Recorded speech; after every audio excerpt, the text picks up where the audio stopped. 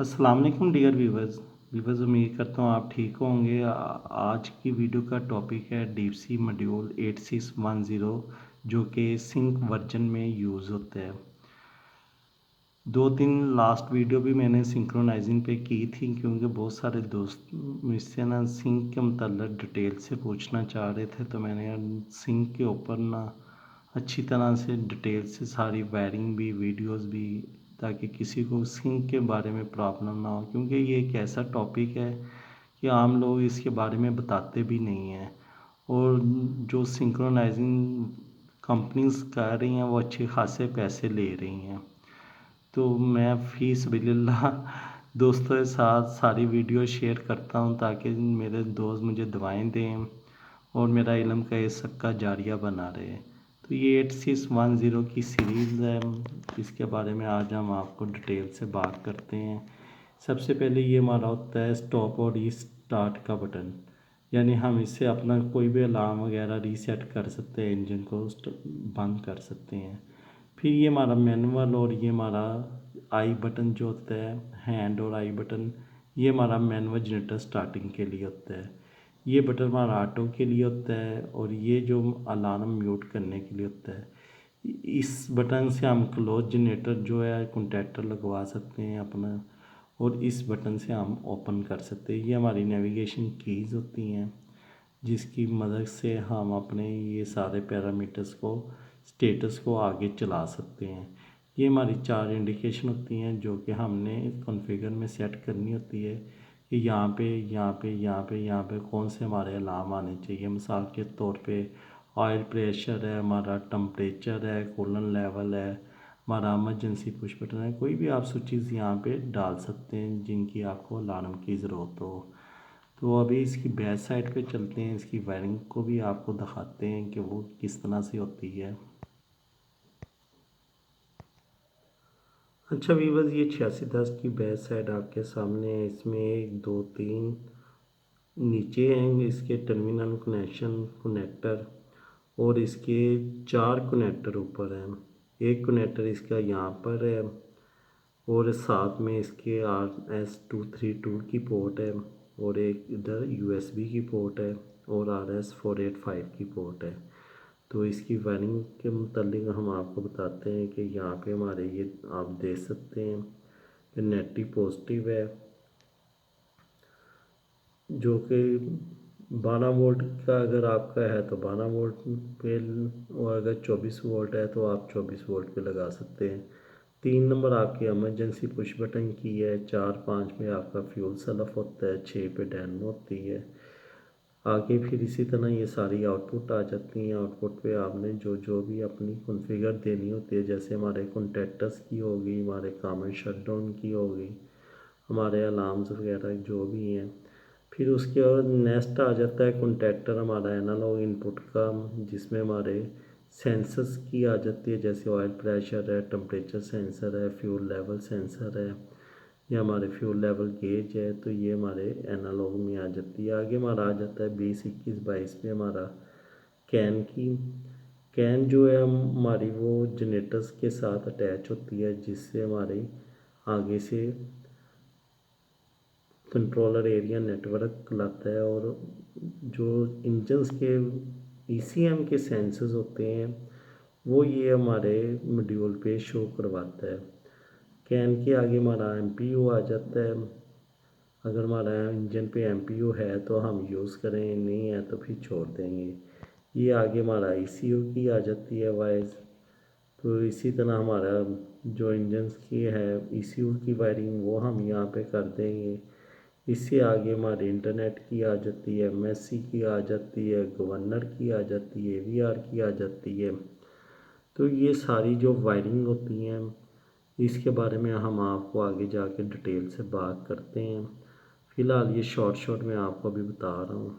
ये ऊपर हमारे आ गए हैं फ्री, जो हमारे हैं 40 और 41 की सप्लाई, और इसी तरह से एक हमारा क्लोज है, एक ओपन है। ये V1 आ गया, हमारा V2 आ गया, इधर सीटीज आ गई, और ये हमारे स्विचेस आ गई इनपुट की। तो नेक्स्ट हम चलते हैं इसकी मज़ीद आगे। तो व्यूअर्स जैसे कि ये आपके सामने ड्राइंग है जिसमें सबसे टॉप पे बैटरी दिखाई गई है, नेगेटिव पॉजिटिव दो टर्मिनल इसकी हैं। नेक्स्ट इमरजेंसी आ जाती है। फिर ये हमारे एनालॉग सेंसर्स आ जाते हैं जिसमें हमारे फ्यूल इंजन्स के जो हमारे सेंसर होते हैं, टेम्परेचर सेंसर्स वगैरह वो आ जाते हैं। ये नेक्स्ट पे हमारी डीसी आउटपुट आ जाती है जो कि हमारे कॉन्टैक्टर्स वगैरह और अलार्म वगैरह की हमारी वॉइस जाती हैं। यहाँ पे हमारी आ जाती है कॉन्फ़िगरेबल इनपुट, यानी हम इन पे कोई भी अपनी इनपुट को कॉन्फ़िगर कर सकते हैं। ये हमारी यूएसबी आ गई, ये पीसी के साथ यूएसबी पोर्ट आ गई। ये RS-232 एंड 485 आ गई, डीसी एस्केलेशन आ गया। ये एमएससी के लिंक आ गए। ये नीचे magnetic pickup unit, electronics engine, charge alternator, fuels and start output. ये आप सारे ये देख ही जाएँ। ये हमारे वोल्ट के आ गए, 3 फेज़ जनरेटर सेंसिंग के सीटीज़ आ गई। ये वोल्ट फ्री आउटपुट आ गई हमारी, और ये बस सेंसिंग आ गई। व्यूअर्स ये सारे टर्मिनल्स की डिटेल है, जैसे कि 1 2 पर हमारी बैटरी है,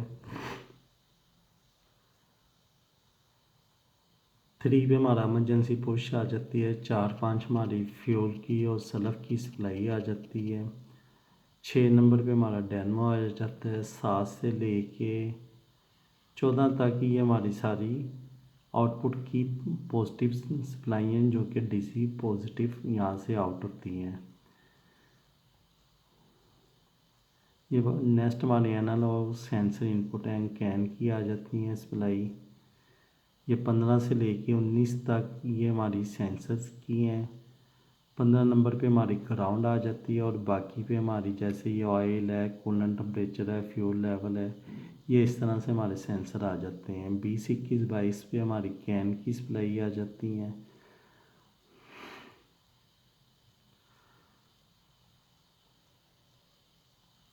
फिर हमारा नेक्स्ट आ जाता है MPU, ECU, MSC and DC net.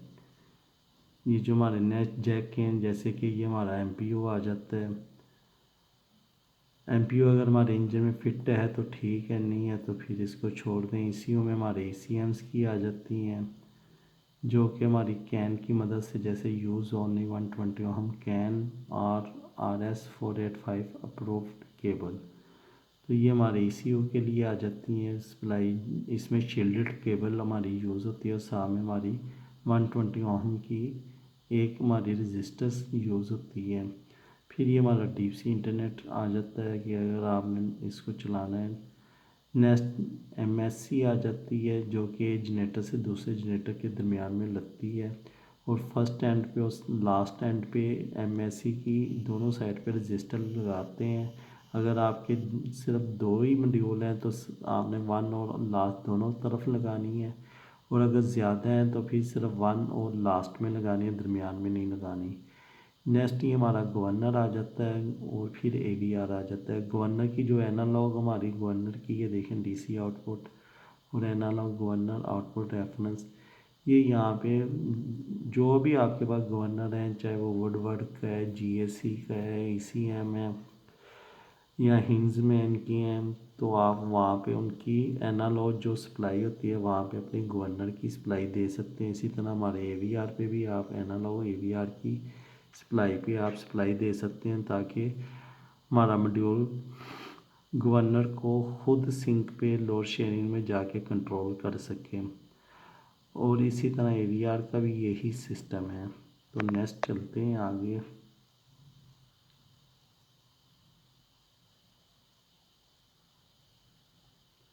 आगे हमारी आ जाती है output CND V1 generator voltage and frequency sensing.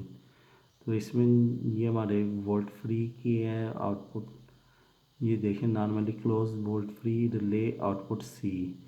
तो ये हमारी यूज़ होती है normally configure to open the generator contactor coil. ये ACB वगैरह में हमारे यूज़ होती हैं। और ये है normally open volt free relay output D, normally configure to close the generator contact coil. ये ऊपर वाली हमारे ओपन करने के लिए होता है, और नीचे वाला क्लोज करने के लिए। फिर नेक्स्ट पे हमारे ये V1 की आ जाती है जो कि जनरेटर L1 हमारे वोल्टेज सेंसिंग है। Net to generator L1 output AC requirement, ये आगे उसके फ्यूज़ की डिटेल दे दी है और ये 47 पे ये न्यूट्रल है। फिर ये V1 जो है ये हमारे जनरेटर के डायरेक्ट वोल्टेज यहाँ पे लगते हैं और जो V2 है ये कंटेक्टर की आउटसाइड के यहाँ पे बस वोल्टेज होते हैं। तो ये इसकी 48 से 51 तक ये हमारे बस के वोल्टेज होते हैं जो कि लाइफ नहीं होते, जबकि V1 पे हमारी लाइफ आनी होती है। V2 हमारी लाइफ तब होती है जब हमारा कंट्रैक्टर लग चुका होता है। फिर उससे नेक्स्ट हमारे ये सीटीज़ के आ जाते हैं जो कि ये 3 सीटी हैं हमारी, और ये आगे उसकी अर्थ वगैरह की है, यानी ये उसका जो चौथा पॉइंट वो आपस में शॉर्ट करके आप उसको देना है S2। ये सारा ना ये देखो net to S2 of the CTs net to L1 L2 L3, यानी इन तीनों की आपस में आपने शॉर्ट करके एक तार मॉड्यूल पर दे देनी होती है और एक उसकी ग्राउंड पे दे देनी होती है। ये इसके सीटीज़ के कनेक्शन वगैरह आ गए। ये आगे हमारी डिजिटल इनपुट आ गई सारी 59 से लेके 70 तक। तो आप इस पर अपने स्विचेस के हिसाब से कोई भी कॉन्फ़िगर अटैच कर सकते हैं। ये RS485 की आ गई, ये इसके सारा है receiver and sending end. RS485 और RS232 की निस्बत ज़्यादा जो हमारी यूज़ हो रही है वो ये हमारी हो रही है USB वाली। ये हमारी आसानी से ये केबल के साथ ना हमारे मॉड्यूल के साथ अटैच हो जाती है और हमारी मॉड्यूल की कनेक्टिविटी आसानी से हो जाती है। अच्छा व्यूअर्स, हम ना यहाँ से शुरू करते हैं। ये आप फ्रॉम जनरेटर देख रहे हैं, ये समझ लें हमारे अल्टरनेटर से ये 4 तारें आ रही हैं, इसके ऊपर हमने ये सीटी लगा दी हैं। तो ये सीटी L1 L2 L3 और L4 इन्होंने न्यूट्रल्स पर भी दे दी है और इन चारों के पॉइंट शॉर्ट करके एक को ग्राउंड के साथ और एक को आप यहाँ पे देखेंगे तो ये मॉड्यूल के साथ इन्होंने 55 नंबर पे दे दी है। नेक्स्ट अगर हम चलें तो इन्होंने ये हमारे वोल्टेज जो V1 के हैं जनरेटर वोल्टेज, ये इन्होंने 4 हमारे रेड येलो ब्लू और न्यूट्रल को वाया फ्यूज़ नीचे दे दिए हैं। अब उनमें से उन्होंने एक वायर हमारी जो है कॉन्टैक्टर को डायरेक्ट दे दी है और दूसरी उन्होंने न्यूट्रल जो हमारी है वो उन्होंने कॉन्टैक्ट से घुमा के हमारे G1 पे दे दी है। ये अगर आप थोड़ा सा यहाँ पे देखें ना तो ये देखें, ये ऊपर वाली ये जो वायर है ये वाली ये यहाँ पे यहाँ डायरेक्ट लग गई और ये इन्होंने जो न्यूट्रल वायर है 47 पे यही इन्होंने यहाँ से उठाई और इस कॉन्टैक्ट से उठा के दे दी। तो ये कह रहे हैं कि हमारा जो है generator loading relay output D है। तो ये इसकी मैंने पीछे बता दिया है कि ये हमारा कॉन्टैक्टर लगवाने के लिए कॉन्टैक्ट होता है और ये हमारा कॉन्टैक्टर वायर करने के लिए ओपन करने के लिए डीएक्टिव करने के लिए ये कॉन्टैक्ट होता है। तो ये हमारा एमपीयू का उन्होंने दे दी है। इस तरह से ये एमपीयू आप इंजन के फ्लाई व्हील के साथ यूज़ कर सकते हैं। यहाँ पे इन्होंने हमारे फ्यूज़ के साथ ये बस के वोल्टेज दे दिए हैं जो कि कॉन्टैक्टर लगने के बाद यहाँ पर आएंगे, उससे पहले नहीं आएंगे। ये वोल्टेज डायरेक्ट आ जाएंगे यहाँ पर, ये तब आएंगे जब ये हमारा कॉन्टैक्टर लग जाएगा। फ्रॉम जनरेटर बस ये हमारी आगे बस पे जा रही है। अब अगर हम इसके बाकी पैरामीटर्स पर आ जाते हैं तो ये इसके यहाँ से पैरामीटर शुरू हो रहे हैं। ये हमारी RS485 ये इसकी है, ये नीचे हमारी 232 है, ये हमारी पोर्ट 1 पोर्ट 2 है। आगे हमारे सीटीज़ आ गए, V1 के वोल्टेज आ गए, ये हमारे उसकी आ गए कॉन्टैक्ट, ये हमारा आ गया ओपन कॉन्टैक्ट के लिए। ये ACB वगैरह में यूज़ होते हैं। अगर आपने ACB नहीं लगाना तो आप सिर्फ ये भी कॉन्टैक्ट यूज़ कर सकते हैं 42 और 43। ये आगे हमारे आगे DC नेट MC लिंक और कैन की वायर्स। अब हम यहाँ पे नेक्स्ट आगे चलते हैं।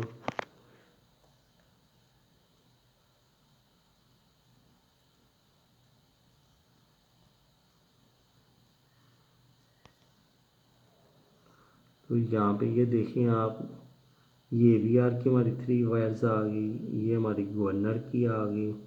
AVR को आपने AVR की जो एनालॉग इनपुट के होते हैं पॉइंट्स वहाँ पे लगाना होता है, ताकि हमारा लोड शेयरिंग में हमारा AVR स्विच 1 और स्विच 2 की सेटिंग में काम करना शुरू हो जाए। और इसी तरह गवर्नर होता है, इसको भी आपने लगाना होता है। उनकी जो एनालॉग की वायर्स होती हैं, 5 वोल्ट का सिग्नल होता है, उसमें से आपने इसको लगाना होता है। फिर ये ECU वगैरह आ जाते हैं। यहाँ पे मैं ना आपको ज़रा AVR और गवर्नर की ना वो पॉइंट भी बता देता हूँ जहाँ पे इन्होंने इंजन वाली साइड पे लगना होता है। ये बार आप यहाँ पे देख सकते हैं 3 phase voltage 200 to 500 volt compatible with parallel operation. Disconnect ST1 to the connect the module, set the voltage via the module potentiometer।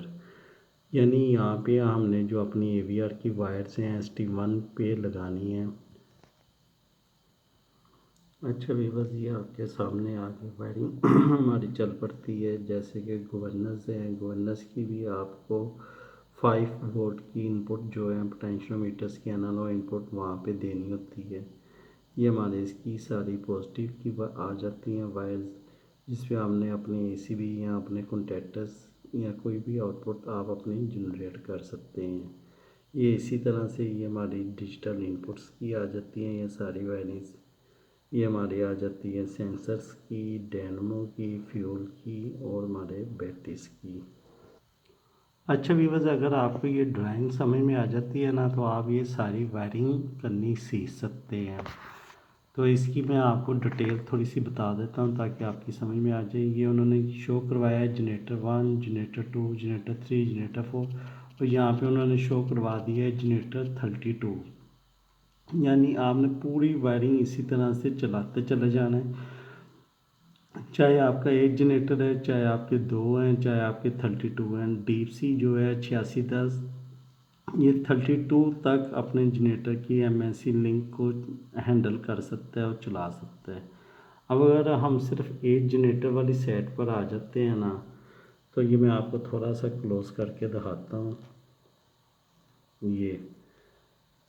ये चीज़ हमारी जो है ना, ये जनरेटर्स में से हमारी जा रही है मॉड्यूल की तरफ, governor and AVR speed voltage control. ठीक है, ये दोनों की गवर्नर और AVR के जो हमारे वोल्टेज और स्पीड है, गवर्नर की स्पीड है और AVR के वोल्टेज है, ये हमारी वायर जा रही है मॉड्यूल्स में। यानी कि 4 और 2 6 तारें समझ लें, क्योंकि इसमें शील्डेड वायर भी यूज़ होती हैं। तो वैसे गवर्नर की 2 ही हैं, AVR की 2 ही हैं, तो ये यहाँ पे 4 तार इसमें आ गई। ये हमारा आ गया MSC लिंक, ये वाला, ये जो सारा चल रहा है ना, ये ऊपर ये आप देख सकते हैं। ये हमारा चल रहा है MSC लिंक। MSC लिंक में हमारी 120 ओम की रजिस्टर जो है ना, वो लाजमन यूज़ होनी होती है। नेक्स्ट पे ये हमारे आ जाते हैं जनरेटर के वोल्टेज, करंट सेंसिंग, यानी ये हमारे CTs और जनरेटर वोल्टेज। ये इसकी हमारी ना वायर्स यहाँ पे आ गई। ये हमारे लाइफ वोल्टेज जो चल रहे हैं, जनरेटर आउट निकाल रहा है, और यहाँ पे हमारी CTs है, ये यहाँ पे आ गई। उससे नेक्स्ट इसने हमारा ये कॉन्टैक्टर लगवाना है, जनरेटर स्विचिंग डिवाइस। ये हमारा समझ नहीं, ये हमारा कॉन्टैक्टर लगा हुआ है, इसकी भी कॉन्टैक्टर्स की वायरिंग यहाँ पे हमारे अटैच हो गई मॉड्यूल में। फिर इस क्या हमने जो कॉन्टैक्टर की आउट है, जो जनरेटर से तुम्हारी पावर जा रही है और कॉन्टैक्टर से आगे जा रही है, बस वोल्टेज सेंसिंग, तो ये यहाँ पे लग जाते हैं। ये हमारी इंजन की ना एक की वायरिंग है। इसी के मुताबिक आपने आगे आगे ये सारी वायरिंग को ना चलाते जाना है। तो आप देखेंगे कि जैसे जैसे हमारे कॉन्टैक्टर्स लग रहे हैं, ये एक की पावर यहाँ पे आई, इसने यहाँ से दूसरे की पावर को सेंस कर लिया। जनरेटर ये पहले ही चल रहा था, जब ये वोल्टेज और ये वाली फ्रीक्वेंसी और इस जनरेटर की फ्रीक्वेंसी, ये दोनों चीज़ें आपस में मैच हो जाएंगी। एक कॉन्टैक्टर तो आपका लग जाना है पहले, अगर आपकी सारी चीज़ें ठीक हैं जनरेटर की, यानी आपकी MNC और आपके कैन वगैरह, इंजन्स के ECU, गवर्नर, AVR सब कुछ ठीक कंट्रोल हो चुका है, तो उसने एक कॉन्टैक्टर लगवा देना है। उसके बाद दूसरे के साथ उसने मैचिंग करनी है कि दूसरा आपके इसके साथ पैरेलल हो रहा है या नहीं हो रहा, सिंक हो रहा है या नहीं। आपकी एमएससी ठीक है, आपकी स्विच 1 स्विच 2 की सेटिंग ठीक है, और आपकी सीटीज और आपके जो फेजिस हैं ये सारे आपके 4 स्टेप जो आपकी एमएससी है, आपकी सीटीज़ हैं, आपके फेजिस हैं, आपके गवर्नर एरिया का कंट्रोल, अगर वो सारा है, ये दोनों जनरेटर्स का इसका इसका आपस में मैच हो रहा है तो उसने ये कॉन्टैक्टर लगवा देना है और आपका लोड यहाँ पे चले जाना है। अब उसने नेक्स्ट तीसरे जनरेटर को भी उसने सिंक करना है, फिर चौथे को करना है, और फिर सारों का ये देखें, ये बस जो है ना, ये इसी तरह से सारों की एक साथ शार्ट है। ये सारा आगे उन्होंने फीडर्स पर लोड भेजा हुआ है जनरेटर्स का। तो उम्मीद करता हूँ कि ये यहाँ पे आपको वायरिंग समझ में आ गई होगी कि किस तरह से आपने आपस में कॉन्फ़िगर करना है। अगर हम इससे नेक्स्ट चलें तो ये है multi generators for prime power using load share line. इसमें इन्होंने एक ना इजाफा किया है 1 2 3 का। ये जो है ना 1 2 3, ये 1 2 3 इसलिए इन्होंने इजाफा किया है कि ये तो 8610 आपके यहाँ पे यूज़ हो रहे हैं, लेकिन ये नेक्स्ट यहाँ पे एल एस यूनिट आ गया है। यानी अगर आपने आपस में मॉड्यूल को चेंज करना है सिंक के दौरान, ये कुछ जनरेटर आपके डीसी पर हैं, कुछ जनरेटर आपके किसी और वर्जन पर हैं, जैसे कि यहाँ पे आप ये और ये देख सकते हैं। तो फिर उसके लिए आपने ये 123 की जो है यूज़ करनी है, वो मैं आपको यहाँ पे दिखाता हूँ। तो वो ये वाली डिवाइस होती है 123 वाली, ये जो कि आपने यहाँ पे लगानी होती है, DC DSC 123 load share line interface. तो ये आपने यूज़ करनी होती है। तो व्यूअर्स इसकी आपको समझ आ गई होगी, ये kilowatt and KVA load share line है। नेक्स्ट